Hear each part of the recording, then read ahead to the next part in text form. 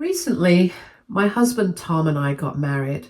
Our wedding was going amazing and our reception was going on plan until my sister-in-law gave her speech. For some background, my sister-in-law is 3 years younger than my husband. She has been through a rough divorce and is now a single mother raising twin boys on her own. Her marriage ended because her ex-husband turned out to be both unfaithful and completely irresponsible. In fact, he had been a deadbeat from the very beginning, but despite all our warnings, she still chose to marry him. We all saw the red flags early on, but she was in love and hopeful that things would work out. Unfortunately, that wasn't the case. Throughout their marriage, her ex barely lifted a finger, while my sister-in-law worked hard to provide for their family. He would just lounge around at home all day, doing nothing productive. She would come home exhausted from work, only to take care of the kids, cook, clean, and handle all the responsibilities of running a household, essentially doing everything on her own. The entire family was aware of this imbalance, and we constantly encouraged him to at least find a job and contribute, but he never listened. He had no motivation, no sense of responsibility, and no concern for how much she was struggling. Then last year, everything finally came crashing down. My sister-in-law walked into their home and caught him cheating right there in their own house. She completely lost it. She screamed her lungs out, furious and heartbroken. But the worst part wasn't just the betrayal that devastated her. She also discovered that in order to keep their twin boys from interrupting him, he had locked them in a room and given them his PlayStation to keep them distracted while he had his affair in another part of the house. The sheer audacity of it all was beyond belief. That moment was the breaking point for my sister-in-law. After everything she had endured, this was the final straw. Suffice it to say, after this, she finally decided she had had enough and left him, taking the kids with her. But there was one major problem. Since they had been living in their ex-mother's house, she had nowhere else to go. She was suddenly homeless with two young boys to take care of. Seeing her in such a desperate situation, my husband Tom and I didn't even think twice. We immediately opened our home to her and the kids, wanting to give them a safe place to stay while she figured things out. I won't sugarcoat it. It has been really hard. Overnight, our household grew from 2 people to 5. That meant more noise, more mess, and a lot more responsibility. We had to adjust to having 2 active little boys running around, and my sister-in-law, understandably, was still emotionally recovering from everything she had been through. At first, we assumed this would just be a short-term arrangement. The plan was that once her divorce was finalized and she had saved up some money, she would find a new place for herself and the kids. But as time had gone on, she hadn't shown any real effort or intention of moving out. It's becoming more and more obvious that she's settling in, and that's starting to create tension.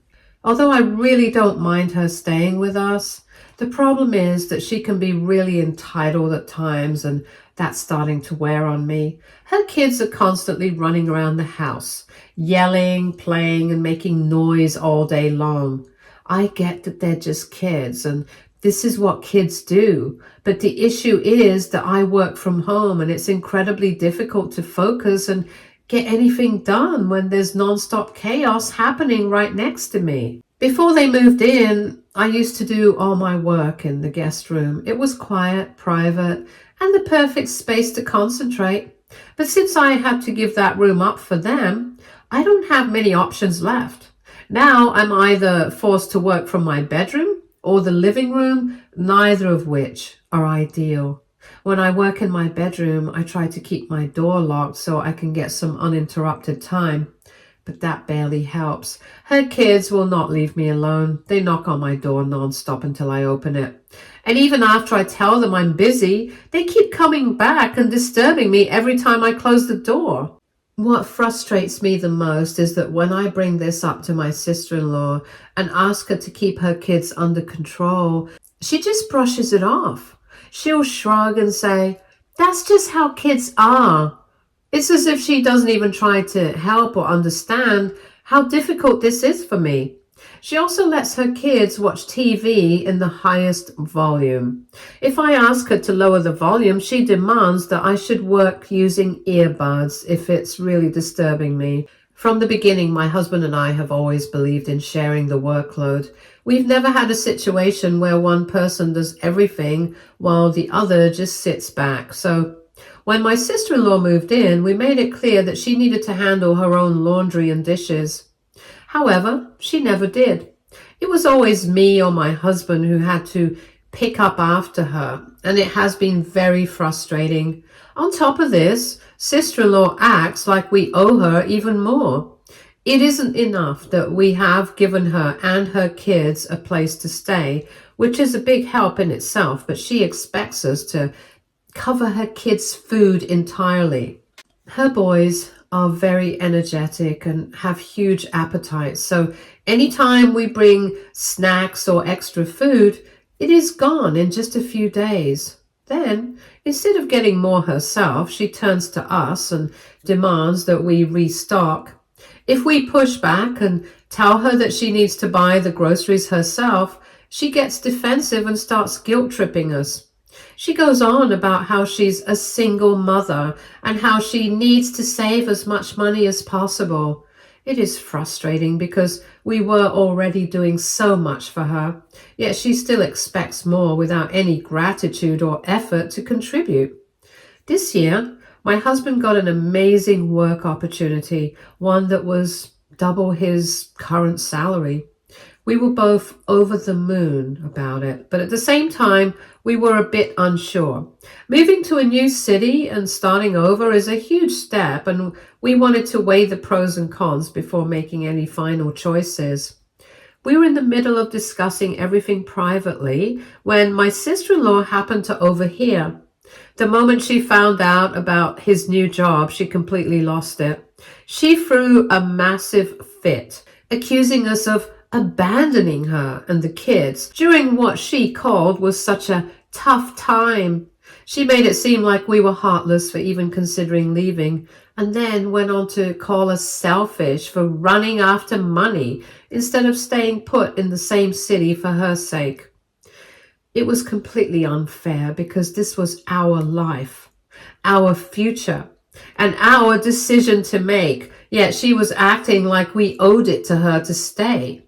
Tom didn't let it slide. He stood his ground and firmly told her that what we did with our life had absolutely nothing to do with her.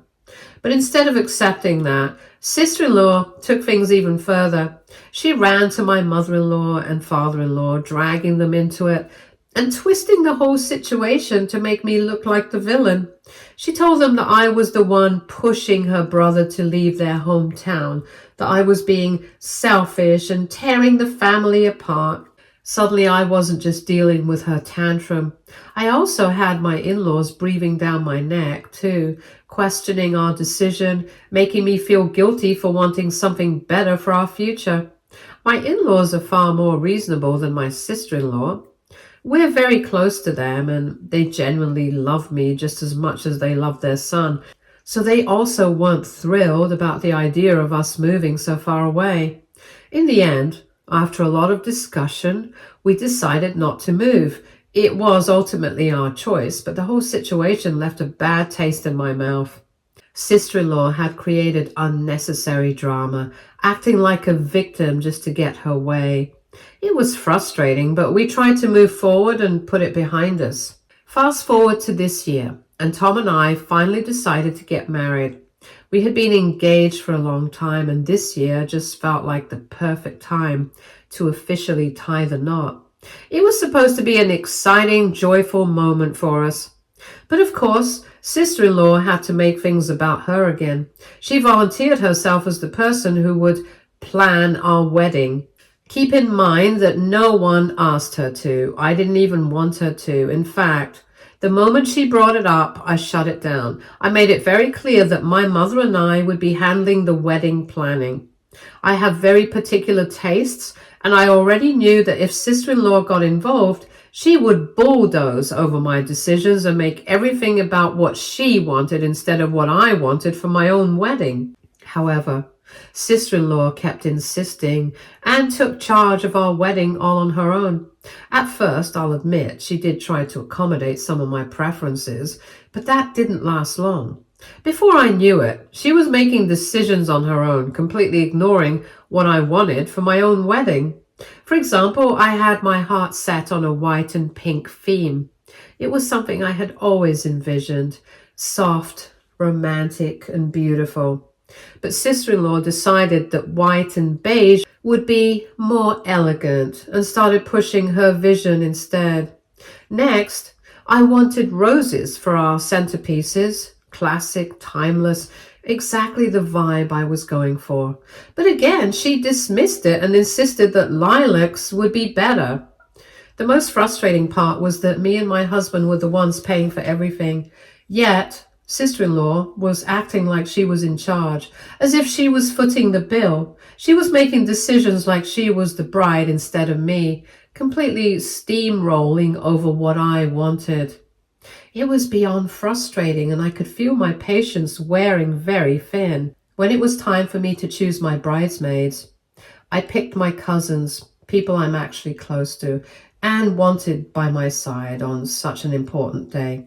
But the moment sister-in-law found out she wasn't included, she completely lost it. She had just assumed that she would be one of my bridesmaids, and when I didn't choose her, she threw a tantrum. She acted like it was some kind of personal betrayal, as if I owed her a spot in my bridal party just because she was my husband's sister. Thankfully, my husband had my back. He firmly told her that this was our wedding, our decision, and she had no right to insist on being included. But instead of accepting it gracefully, she turned it into a whole drama. She started accusing me of being rude and inconsiderate for not making her a bridesmaid when she was already doing so much for me. Then she went even further, claiming that I was knowingly excluding her because I didn't want her getting any attention at my own wedding. Even then, I just let her attitude slide because no matter how she twists the situation, at the end of the day, this was my wedding, not hers, and I wasn't about to let her guilt trip me into giving her a role she didn't deserve. Now for our wedding day, my husband and I had made one thing very clear to everyone. We didn't want any speeches. We just wanted to enjoy the night, have drinks, dance, and celebrate with our loved ones without any interruptions. It was supposed to be a fun, carefree evening, but of course my sister-in-law couldn't let that happen. Right in the middle of the party, she interrupted the DJ, grabbed the mic, and announced that she wanted to say a few words about my husband and me. At that point, we had no choice but to stand there and listen. Instead of making a heartfelt speech about us, she used that moment to brag about herself. She went on and on about how she had planned everything for our wedding, acting like the entire event was her masterpiece. She even joked about how she should officially become a wedding planner because she had done such an amazing job. She then made a big deal about how she had done all of this for free, as if she had done us some grand favor by interfering in our wedding planning without being asked. She spoke as if we owed her for everything, completely ignoring the fact that we were the ones who actually paid for it all. My husband and I just stood there, forced to listen to her self-praise, while our guests awkwardly looked on. It was honestly so embarrassing. It was not the speech anyone wanted to hear, and at that moment, I just wished I could make her disappear. As if her self-centered speech wasn't already bad enough, she then went on to say that because we didn't pay her a cent, she had decided to gift herself a small treat. She revealed that since she had been the one to book our honeymoon, she had also booked herself a room at the same resort. My husband and I just stared at her in shock, trying to process what she had just said. Meanwhile, she joked about how she knew it was unexpected for us, but she needed a little break too, after all her so-called sacrifices for our wedding. She then casually added that she hoped we wouldn't mind. This woman had literally invited herself on our honeymoon, the one time a newlywed couple is supposed to be alone, all because she felt entitled to a vacation as some kind of reward for into our wedding planning. At that point, I was beyond done with her antics. This was outrageous. We just couldn't believe that not only had she used our card to book a room for herself without our permission, but she had booked it at the same time that we would go for our honeymoon. Sister-in-law then came up to us after her speech and asked us if we were okay with her decision. My husband told her off immediately. He yelled at her for going behind our backs and making this decision. I agreed with him and reasoned with her that me and Tom were going on a honeymoon and this wasn't some family vacation where she could join us. Sister-in-law, of course, did not take no for an answer. Instead of apologizing or realizing how completely out of line she was, she tried to argue her way into our honeymoon. She whined that she hadn't been on a vacation in a long time and that she deserved one too, as if that was our problem. I told her straight up that if she wanted a vacation, she was free to go on one with her own money. And if she really needed our help to afford one, the least she could have done was ask for permission instead of just stealing from us and forcing her way into our trip. But she still wouldn't back down. She said she didn't want to be all alone at a new place and reasoned that she did book different flights for us, so technically we wouldn't even notice her there. She claimed she would only hang out with us during lunch and dinner if it was okay with us, as if that made it any better. At this point, my husband had had enough. He put his foot down and firmly told her to cancel the room immediately, or at the very least, change her booking to a different date. This was our honeymoon. There was no way we were letting her third wheel on it. She clearly wasn't happy, but at that point, it wasn't up for debate.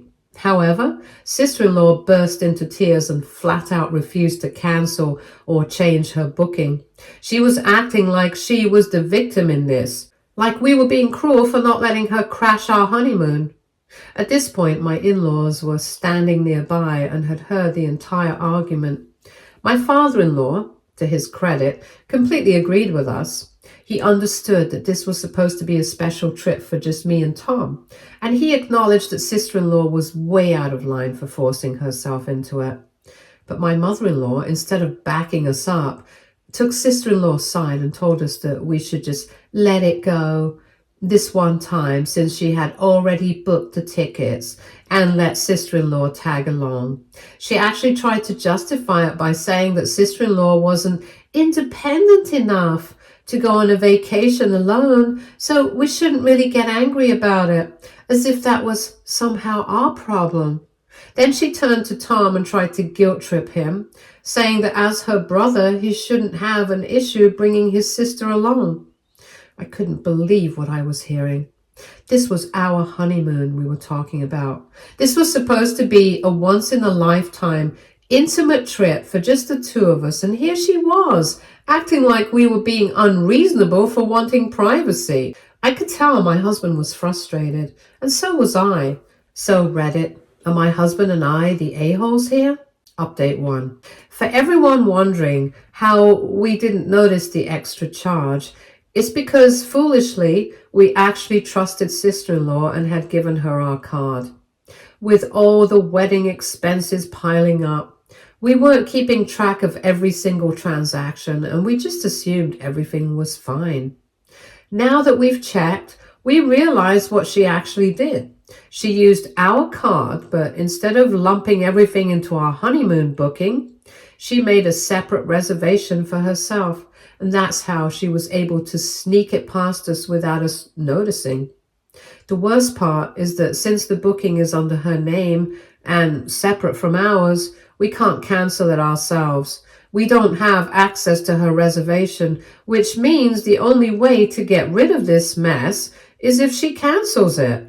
And given how stubborn and entitled she's been acting, I highly doubt she'll do it willingly. For those suggesting that we report her, I get why you'd say that, and trust me, the thought has crossed our minds. But the reality is, she has 2 small kids, and their father is a complete deadbeat. If something serious happens to her, they would be the ones to suffer the most. As much as I cannot stand her entitled behavior, I don't want to do anything that would negatively impact her children. That being said, my husband and I did sit her down after the wedding and had a very clear conversation with her. We told her in no uncertain terms that we do not want to see her during our honeymoon. She needs to change her travel dates, or better yet, just cancel the trip entirely. And we made our stance very clear that if she does show up at the resort, if she dares to ignore our boundaries again, we will immediately cut the trip short, come home, and kick her and her kids out. Enough is enough. We've been more than patient with her, but this level of blatant disrespect is something we will not tolerate. She needs to understand that there are real consequences to her actions. Update 2.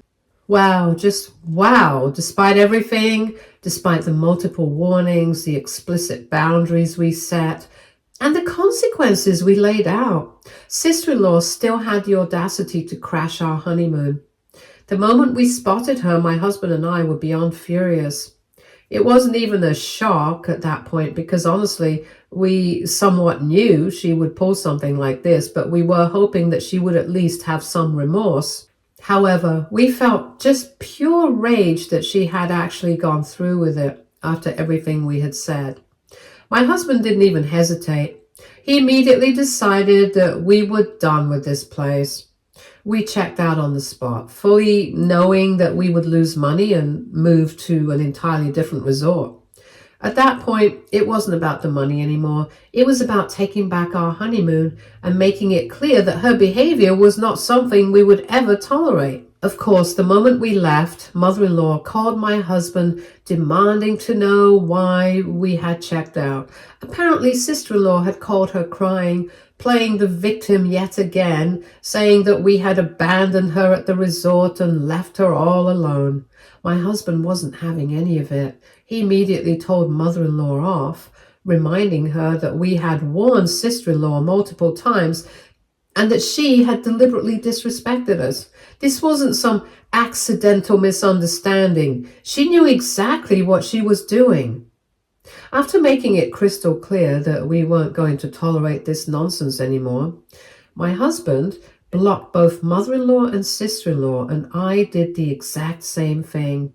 We weren't about to let them ruin the rest of our honeymoon by constantly calling, texting, or guilt-tripping us. For the rest of our trip, we fully disconnected from them. No calls, no messages, no drama. Just us, finally enjoying the honeymoon we deserved. As soon as we got back from our honeymoon, we wasted no time and handed sister-in-law her official notice to move out, just like we had warned her we would. She had crossed every possible line, and we were done letting her walk all over us. Of course, instead of taking responsibility for her actions, she went straight into victim mode.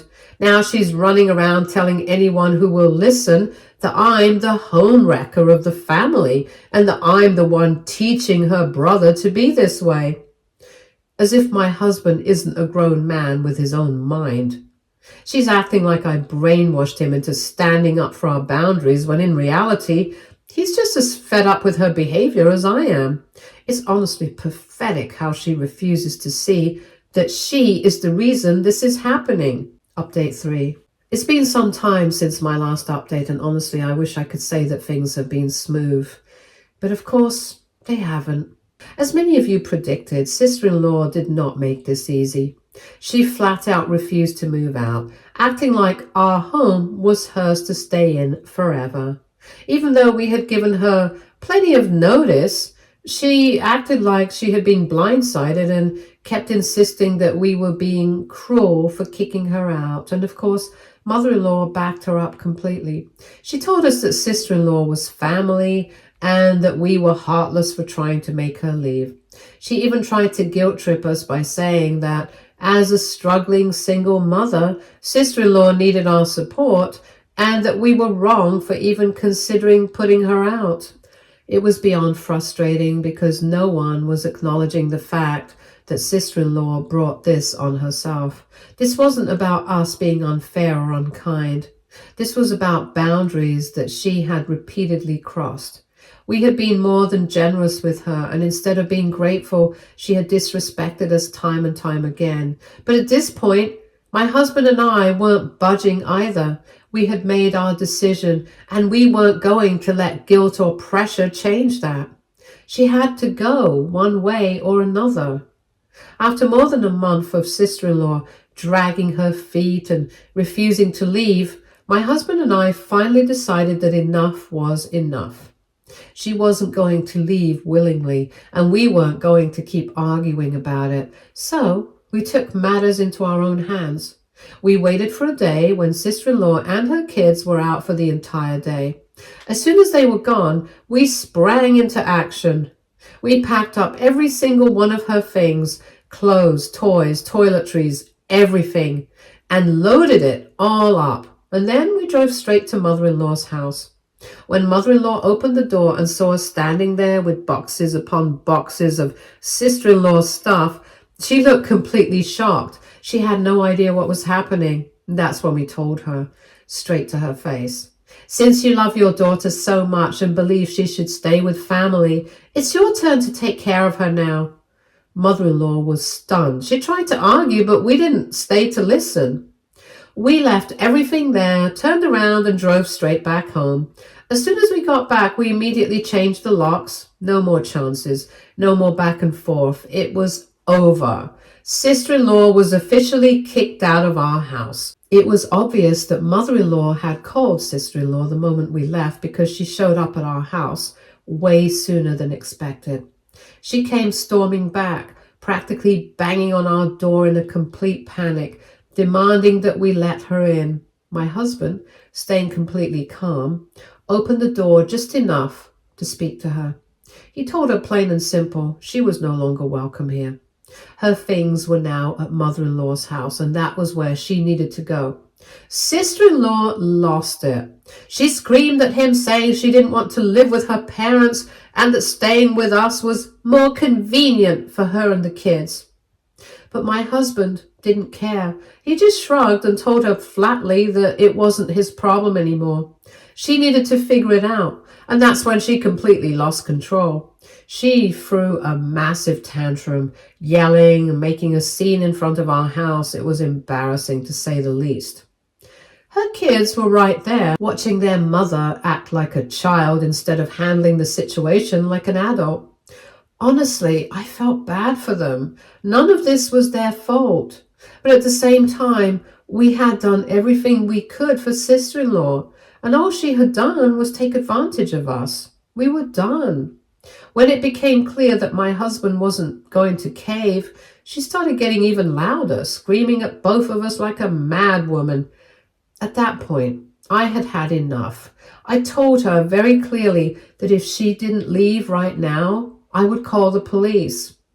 That finally got her to move. Of course, she didn't go quietly. She screamed every profanity in the book at me, blaming me for everything, calling me a jealous control freak, and saying that this was all my fault. But I just didn't care. She could say whatever she wanted as long as she was out of our lives, and now she finally is. It has been a long and frustrating battle, but at least now we can finally have our home and our peace back. Update 4. It's been 5 months since we kicked sister-in-law out. Life has been so much better without all the chaos and stress she brought into our home. Also, I wanted to update that I'm pregnant. My husband and I are over the moon about this new chapter in our lives, and we've been focusing entirely on ourselves, our future, and preparing for our little one's arrival. As for sister-in-law, she's still staying at mother-in-law's place, and from what we've heard, things are far from peaceful over there. Apparently, she and my in-laws have daily fights, and it's the same old story where sister-in-law keeps expecting everyone else to take care of her while contributing nothing in return. But thankfully, this is not our problem anymore. My husband and I have made it a point to stay out of the drama. Sister-in-law is still completely blocked on both our phones, and we have zero plans to change that. We've moved on, and we're not letting anyone ruin our peace, especially now that we have a baby on the way. Stay tuned for more stories from our girl relationships.